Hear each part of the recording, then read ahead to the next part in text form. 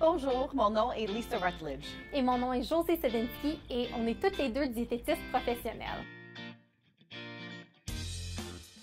Beaucoup de Canadiennes ont plusieurs questions concernant les différents types de sucres, soit les sucres naturels, les sucres artificiels et même le sucre blanc. Parce qu'il y a beaucoup de messages contradictoires dans les médias et dans la recherche scientifique, c'est pas toujours facile de comprendre les faits des mythes.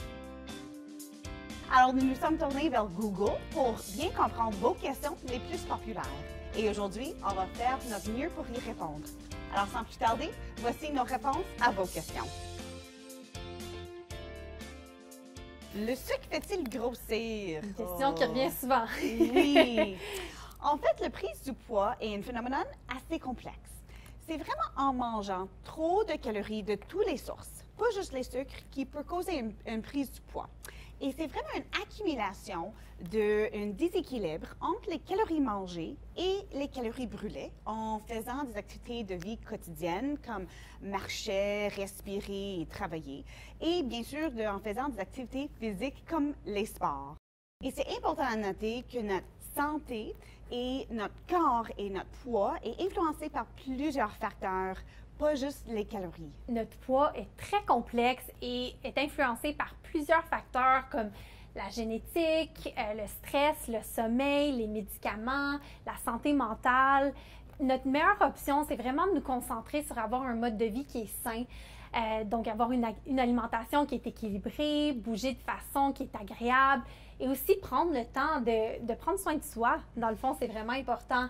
C'est aussi important de se fixer des buts qui sont réalistes pour que nos changements puissent rester à long terme. Le sucre rendit les enfants hyperactifs. Aussi une très bonne question. Oui. Donc, l'idée que les sucres ajoutés rendent les enfants hyperactifs est un mythe. Donc, les recherches démontrent que le comportement hyperactif chez les enfants ou l'hyperactivité chez les gens qui sont atteints de TDAH ne serait pas causée par les sucres ajoutés.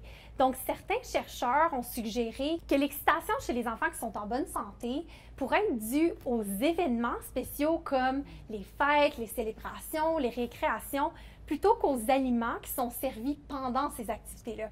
Donc, vous avez juste à penser à l'excitation d'un enfant le matin de Noël avant même qu'il ait mangé quoi que ce soit. Le sucre provoque-t-il le diabète?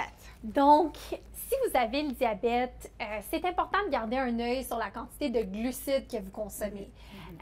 Par contre, les recherches ne supportent pas l'idée que les sucres ajoutés causent le diabète. En fait, les sucres ajoutés peuvent faire partie d'une alimentation qui est équilibrée, même chez les personnes qui ont le diabète. Donc, c'est important de consulter une diététiste, si vous avez l'option de faire ça, et de garder un œil sur le tableau des valeurs nutritives aussi. Bien sûr. Le développement du diabète est très complexe. Il y a plusieurs facteurs qui jouent un rôle. L'historique familial, la génétique, les niveaux d'activité physique, vos apports alimentaires, bien sûr, et aussi l'âge. Donc, j'espère qu'on a réussi à répondre à vos questions au sujet du sucre et qu'on vous a fait réfléchir un peu. Merci beaucoup.